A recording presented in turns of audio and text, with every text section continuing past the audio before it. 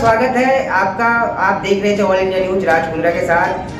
अब हम आपको बताएंगे कि किस तरह से चुनावी सरगर्मी में कई ऐसे भ्रष्टाचार लोग हैं, कई ऐसे गुनाह से लिप्त लोग हैं जो इन चीज़ों में चुनावी सरगर्मी में आते हैं और चुनाव लड़ते हैं और अपने बंदूक के बल पे चुनाव को जीत लेते हैं। लेकिन जीतने के बाद वो समाज में क्या करते हैं, इसी बात के खुलासे के लिए हमारे साथ लगातार जुड़े हुए ध्रुव अग्रवाल जी, और उनसे जानेंगे कि आखिर इन्होंने कई अंतर्राष्ट्रीय लेवल पे भी इन मुद्दों को उठाया है और वकीलों के साथ भी पक्ष में लगा है और आज ये चुनावी मुद्दों को लेकर हमारे बीच में आए।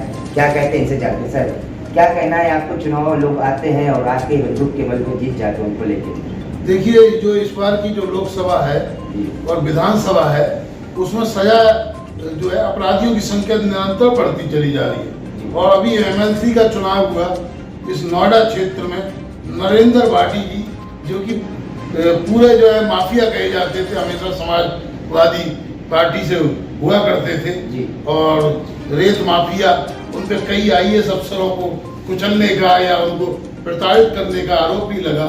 ऐसे व्यक्ति को एमएलसी बनाया भारतीय जनता पार्टी ने, टिकट दिया और क्योंकि वो समाजवादी पार्टी के थे, माफिया थे, तो उनके खिलाफ कोई भी मैदान में उतरा ही नहीं, तो निर्विरोध वो एमएलसी बने हैं। इसी तरह हर जगह जो एमएलसी भारतीय जनता पार्टी ने अपराधी प्रवृत्ति के लोग बनाए हैं और शिवपाल यादव भी को भी वो भारतीय जनता पार्टी संसद में भेजने की बातें कर रही है।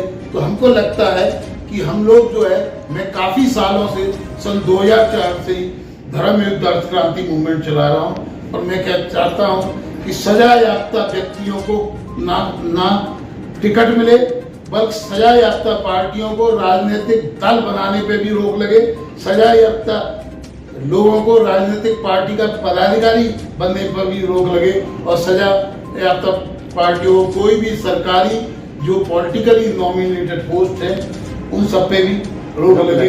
क्योंकि जब तक ये सजा याफ्ता लोग और जो अपराधी प्रकृति के लोगों को इस राजनीति से बाहर नहीं किया जाएगा, हम लोगों का अमन चैन, आम जनता का जो है रहना बहुत दुर्लभ हो जाएगा। लोग कहते हैं कि ये 15,000 करोड़ का जो ग्रेटर नोएडा का उसका बजट है, यदि ऐसे आदमी को आपने एमएलसी बनाया है कि 1500 करोड़ तो यही खा जाएगा। ये मैं नहीं जानता वो कितना सही कहते हैं, क्योंकि मैं पर्सनली जहाँ तक केवल सुना है कि इस तरह की माफिया है। लेकिन हमको 30 दिन के अंदर उसका मुकदमे का फैसला करना होता है, ज्यादा से ज्यादा 40 दिन के अंदर उसका अपराध सिद्ध करना होता है। यहाँ पर इसी तरह की जितने सांसदों या विधायकों और जितने भी सरकारी लोग हैं उनके लिए विशेष अदालत बनाई जाए। जिस तरह एक अलग कंपनी लॉ ट्रिब्यूनल होती है, इसी तरह डेट ट्रिब्यूनल होती है, इसी तरह उनके लिए विशेष अदालतें हों जो दिन रात चले और उनको सजा हो। यहाँ क्या होता है, अपराधी एमपी एमएलए है, उनके केस चलते रहते हैं, जब वो मर जाते हैं तो फाइल बंद हो जाती है, उससे पहले एक्शन नहीं होता। तो उसके लिए विशेष अदालतें बनाई जाए।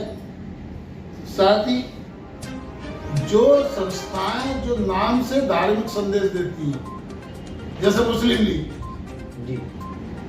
है ना, या कोई ऐसी पार्टी हो जिसके नाम से ये पता लगता हो ये धर्म है, ऐसी पार्टियों को जैसे आरएसएस मान ले।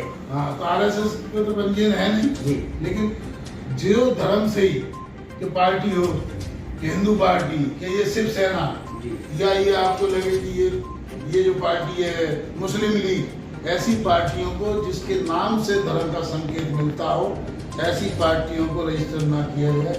पार्टी में जनरल नाम होना चाहिए, राष्ट्रीय नाम होना चाहिए।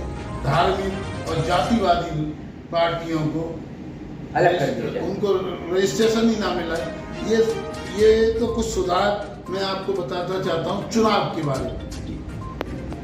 इसके अलावा बहुत सारी चीजें हैं जिसके लिए वादे तो किए जाते हैं, लेकिन मैं चाहता हूँ समान नागरिक संहिता।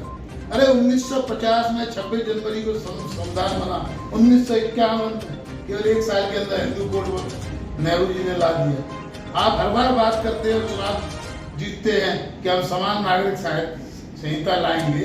आज 8 साल हो गए, तो मैं चाहता हूँ समान नागरिक संहिता हो, शरीयत वाली अदालतों पर प्रतिबंध लगे, पॉलीगामी और निकाह, एक से ज्यादा विवाह करने पे, हलाल प्रक्रिया पे प्रतिबंध लगे और जो बाहरी लोग आए हुए हैं, चाहे बांग्लादेशी हों, चाहे रोहिंग्या हों या किसी भी देश से हों, जो घुसपैठी हैं उनको बाहर निकालने की कार्रवाई हो। फर्जी वो पेन है, जिन लोगों ने एक में 2-2, 4-4 पेन बनवा रखे, वो काम रद्द किया जाए। हाँ, उनके पे कड़ी से कड़ी सजा हो। प्रॉपर्टी को आधार कार्ड से लिंक किया जाए। और एक मैं चीज चाहता हूँ कि बिना थाना जाए हुए FIR हो। कोई आदमी चाहे वो मोबाइल से SMS से FIR कर सके, मेल से कर सके, पोस्ट कार्ड से कर सके, रजिस्ट्री से कर सके, किसी भी तरह। तो ये हालत है यहाँ पे कानून की, जिसको कहते हैं बहुत अच्छा। अभी हमारे पिलकुआ के अंदर एक राहुल मित्तल की हत्या कर दी और उसके बाद में व्यापारी नेता, हम नोएडा से भी पूरा बहस समाज गया, सब लोग गए, उसके बाद भी कोई एक्शन लेने को तैयार नहीं अपराधियों पे। जबकि कहते हैं कि अपराधियों को इतने CCTV वगैरह सारे हैं, उनको यूँ की त्यों स्वीकार करना चाहिए। उसके लिए कह देते हैं फॉरेंसिक लैब, वो भी तब मानेंगे फॉरेंसिक लैब आपके पास है। तो जो आपके पर्पज से होता है, अदरवाइज CCTV मोबाइल की रिकॉर्डिंग के बावजूद आप उसको आज की डेट में वही पुराने तरीके से 1857 वाले तरीके से चल रहे हैं। इनके सबूत को आप आज भी नहीं मानते हैं। जो भी मनी लॉन्ड्रिंग करने वाले हैं, बेनामी प्रॉपर्टी वाले, स्मगलिंग धंधे वाले और जो मिलावट वाले, इन लोगों को टिकट नहीं, इनको वो देने हवालात देनी चाहिए। हाँ, लेकिन ये लोग उन्हीं को रेत माफिया को उनको टिकट देके उनको मंत्री बना रहे हैं। तो चोर चोर मौसरे भाई हैं। जैसा मैं बता रहा था कि उन्होंने जो बदायूं परियोजना के अंदर जो सड़क का जो भ्रष्टाचारी थे, उन्हीं को उसका वो बनाया। इसीलिए सुप्रीम कोर्ट को नोएडा में तो ये कहना पड़ा कि नोएडा अथॉरिटी एक ऐसी अथॉरिटी है जिसकी आंख नाक कान से भ्रष्टाचार टपकता है, तो ऐसे भ्रष्टाचार को दूर करना होगा। और इसके लिए हम लोग कृत संकल्प है। हमने प्रोग्राम किया, वर्दी के सम्मान का हमने प्रोग्राम किया, नारी के सम्मान का प्रयोग किया। हम आधी टिकटें देंगे नारी को, बाकी वर्दी वाले में टेम्पो वाले भी हैं, सफाई कर्मचारी भी हैं, नर्स भी हैं, डॉक्टर्स भी हैं और भी बहुत सारे DTC के कर्मचारी भी हैं, टीचर्स भी हैं, सब सड़कों पर बैठे हुए हैं। आंगनबाड़ी वर्कर भी हैं, उनको न तनख्वाह दी जा रही। ये हालत है इस प्रदेश की, दिल्ली की राजधानी का।